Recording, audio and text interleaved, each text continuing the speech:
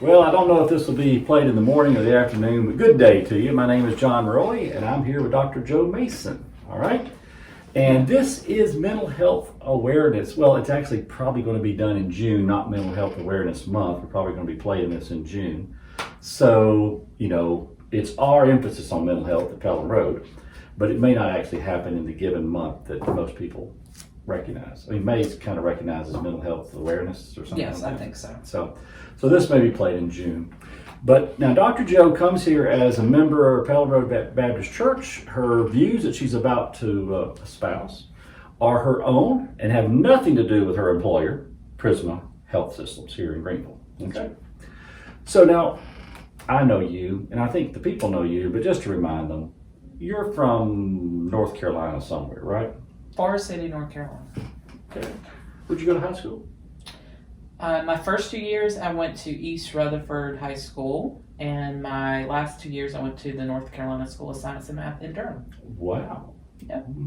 So you got to go away from home a little bit early. Yes. Then did you do all your work at USC? College on, I did. Yeah. Okay, all right. So you're a Gamecock, and you did your medical school in Columbia as well, right? Yes. And you did your residency in Columbia. Mm-hmm. All right. And how long have you been in Greenville? It was 3 years in August, so we're going into making it 4 years. All right. Well, before we get to any questions, Dr. Joe is a psychiatrist, board certified, right? I'm a child and adolescent and general psychiatrist. Okay. All right. Thank you. All right. Keep it right. We got to get it right. That is really important. Yeah. People think.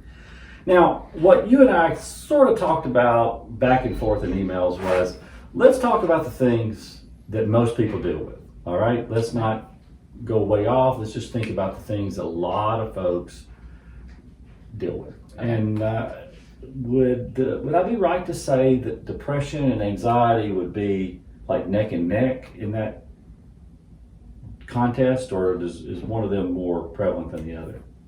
Well, I looked that up before I came in here because you had prepared me for that question.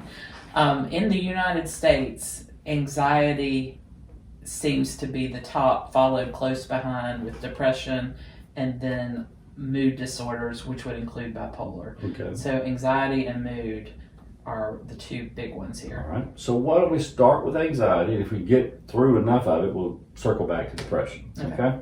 All right. So let me find my anxiety questions. It's not uncommon to have anxiety before you take a test or before you have a presentation at work. I mean, we've all sort of experienced that. What separates this expression of anxiety from an anxiety disorder? What we are taught in psychiatry training is that all these emotions like anxiety or depression, sadness happen to everybody at some times, like you said. Mm-hmm. So I do agree it's okay to feel nervous before a test. Probably you should feel a little nervous before a test. Where the problem comes in is if it starts causing impairment, which is kind of an ambiguous word, but if it starts causing impairment in your work, in your school, in your personal life, in your home life, that's when it starts becoming more of a disorder. Now, they don't tell us exactly what impairment means, but in the scenario you talked about, I would consider impairment. You become so anxious that you can't make it to school to take your test, or you can't complete the test because you're so anxious, or you go completely blank and fail every test because you're anxious. That would be impairing. Having anxiety and going in and doing your best and being able to, be anxious but still complete your work, I consider something that we've all gone through. Right. I worry about saying normal and not normal because there's such a range. And what's normal for me might not be normal for you, and vice versa. Some people can tolerate a high degree of anxiety and not be impaired. They can be extremely anxious and go take a test and get through it and do fine, and others may not have the tolerance for it. So All right. Does that make sense? Makes sense. And you've already hit one of the, checked off one of the boxes my wife told me about. My wife, Jo, she said, John, you use the words normal and abnormal a little bit more than most people do. And she said most doctors, not just psychiatrists, but most doctors recognize that there's a wider range of what is normal than what you recognize as normal. And so that was a good catch on your part, because what's common to one person or what's normal to one person could totally be normal. It's just not in they haven't experienced it, but it could be normal to somebody else. Right. Okay. Exactly. So let's start on the lower end of this anxiety. Let's say that you have a child and they're not staying home from school yet. They're not complaining of a stomach ache or anything like that, but they're giving you a lot of verbal expressions of their anxiety about things at school. Mm-hmm. And you're a parent, or you're maybe a grandparent. So what is something that at that level, a parent or grandparent, I know they may need to go see a doctor at some point, but what is something a parent or a grandparent could do? What's in their toolbox to help or to aid this child? Is there anything? Yeah, I think environment. I'm not saying environment is everything with anxiety. I mean, there's a big genetic component, of course, but environment can make a big difference in a kid's anxiety level. So if family, which would include, grandparents, aunts, uncles, siblings, can help learn to be reassuring and keep the home situation as calm and stable as possible, that can do a lot to decrease anxiety. And what I've noticed in my own life is when things get hectic at home for reasons that we all have, life gets hard, my kids' anxiety will amp up. And, sometimes there's nothing you can do about it because we can't help that things come up in life that are disruptive. Right. But it definitely makes a difference. Their antenna for things is very delicate, and they pick up on what's going on around them more than I think we realize. And so if we can keep things at home more stable and more calm, I think it helps. That doesn't mean, like in this scenario with the grandparents, what you're describing is somewhat normal, but it could easily be treated, or started with like some therapy, maybe by the guidance counselor at school, just to talk about anxiety around whatever's going on. Like, you don't necessarily need medicine. I think a lot of people don't want to take their kids in for evaluation because they're like, oh, well, it's not bad enough to need medicine. But that's usually not what's recommended initially with young kids for anxiety. It's usually getting them into like a weekly or every 2 week therapy. Okay. And what I hear you saying is that it could be chemicals. It could be chemicals in the body, but a lot of this, or some of it, could be in the environment of the home. And so if mom and dad are having tension, one of the things that they could do, because maybe they can't get rid of the tension between the two of them, but they can at least keep that private. They can go to their own bedroom to have those conversations, right? As much as they can, it's better. This, of course, doesn't always happen. We were all on vacation in one room last week, and there's not a whole lot of privacy. But if you can, in front of your children, not to yell and fight, try to keep things, talk about your spouse in a nice, pleasant, kind way, supportive way. I think it is good for the children to see mom and dad working things out, even if there are disagreements, because there's going to be, in a calm way. Because if mom and dad are yelling, kids start thinking, okay, I've got to yell to be heard, and then the environment gets even louder. So, well, this is just a guess on my part, but as a adolescent myself, when I found myself being anxious, no one told me, but somehow I accidentally bumped into the idea that sometimes being more organized help me reduce the anxiety. Having some sort of routine in preparation for a test or in preparation for a presentation. That if I had this routine that I could, stick to, that reduced my anxiety. Is there any truth to that, or is that just John Roy 1-1? Well, that's you being like a budding psychologist, because there's a lot of truth to that. One of the things that they teach in therapy is kind of to do, I forget what they call it, like run-throughs or walk-throughs or dress rehearsals if you have something coming up, like a dentist appointment, or we do it before sitting through big church, what I call big church. It hasn't helped a lot, but where you talk about when you're in big church, you try to stay quiet, you try to sit still, this is what's going to happen. Or when we go to the doctor, they're going to take your temperature and your blood pressure, like you remember. It can help decrease anxiety in kids, adolescents, and adults, because they can think like, okay, I know what's going on, I know what's about to happen. And that's the same way with tests or school things. If you prepare for them, if you sit down with your kid, if they have a test coming up, and go through the stuff, and then when it's the end of the study time, like bedtime, you say that we've prepared as much as we can, now we're going to go to sleep, get a good night's rest, and you're going to go in and do your best, and that's all that you need to do.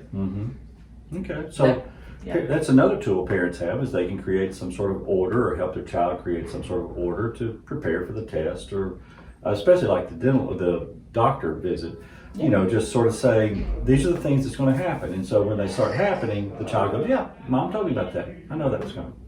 Okay. Well, Joe, I want to tell you a little story that is about anxiety. About 5 years ago, I noticed when I went to St. Francis Hospital that I pushed the button to get on the elevator. And when the elevator arrived, I was really anxious. That had never happened before. I've been riding elevators my entire life. But sometime above 50, I felt this great anxiety about getting on the elevator. Now, I forced myself that day to get on it and ride up, and I have on other occasions because we got to go see people in hospitals and other places. But as I've stepped back to try to observe this behavior, what I sort of noticed is that if people are riding the elevator with me, I have a lot less, the anxiety would be almost zero if other people are on it. If I'm on it by myself, though, it's still pretty high. So what's going on in my body? Well, you are having something called a specific phobia, which is a type of anxiety disorder. Okay. And people have it about different things. You'll hear it like about spiders or heights, or it could be really anything. Yours is interesting because it had a clear when this started. I have the late onset. Yeah, you have it, and there probably was some type of trigger, even if it had nothing to do with elevators. And we can explore that at another time. On the clock.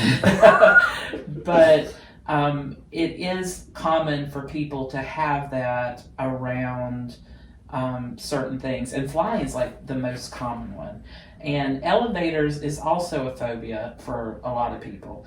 And I just haven't heard about it coming on that quickly without a trigger before. But I've never actually experienced it because I'm more scared of taking the stairs than I am of anything the elevator can do to me. Really? So I'll even if it looks like it's not working well, I'm going to take the chances. But that is something that can be treated through therapy and medications if it's impairing enough to you. Like if you were in a job that you had to work on elevators, I'd probably say, well, we might need to think about. Well, even if you were a businessman and you worked in the 15th floor of a building, you would probably need some medication for that, because every day you got to go to this building and you got to ride up at least once, probably 2 or 3 times. Yes.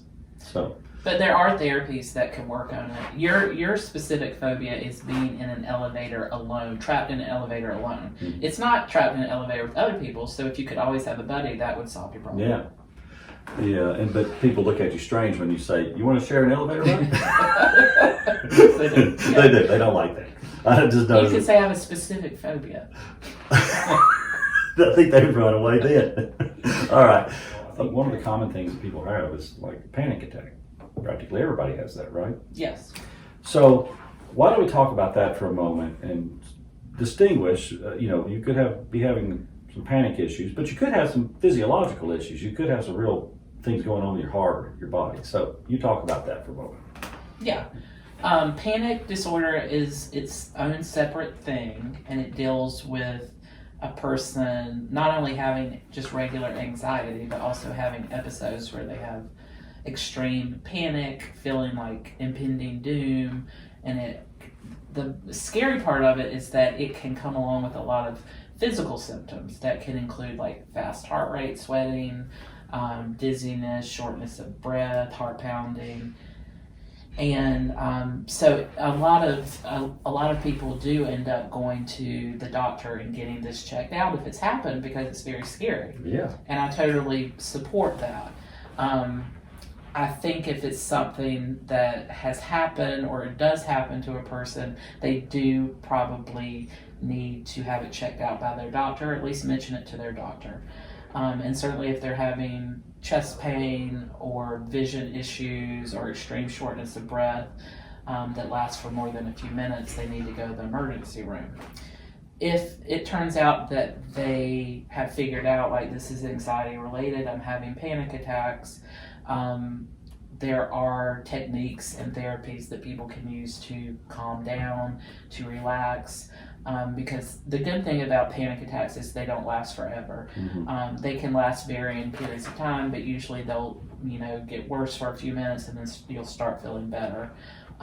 And so a lot of therapies around panic disorder are around kind of waiting for that anxiety to decrease, Mm-hmm. And learning things to do while you're waiting for the anxiety to decrease.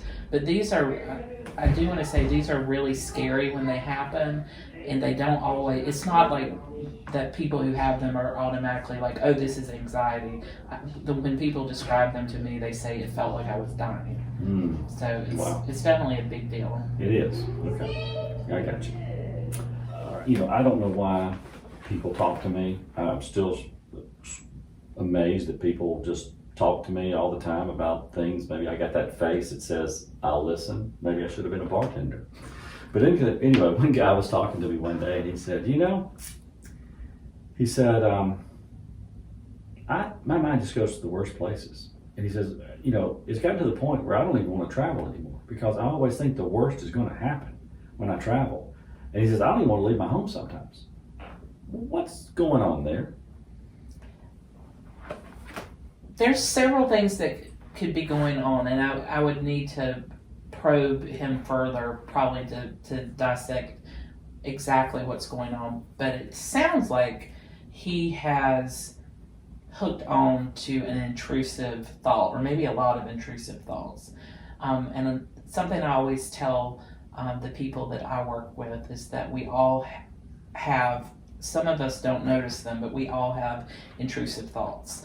Like if everything's going really great, or you're driving down the road and you just have a flash of like the car wrecking or the plane crashing, or your family member getting sick, and most people are able to just let that pass through their mind and float out the other ear. But when people are extremely anxious, or they have something called obsessive compulsive disorder, they can at times hook on to those thoughts and ruminate. And that would be my guess, just based on the snippet of what you gave me, was happening with this guy. And therapy works really great for obsessive compulsive disorder and all kinds of anxieties. But sometimes if it gets to the point where you're that impaired that you're not leaving the house, medication probably would be ultimately needed, in my opinion. Okay. Well, I think we've taken enough of your time, and we hope that you've enjoyed this, and we hope you learned a little bit something from it. Practice good mental health activities, and if you need to see your doctor, go see your doctor. I mean, therapy works, medicine works, and God's going to be with you through it all. That's God's presence is with us in these situations. So happy mental health to you. Have a good day.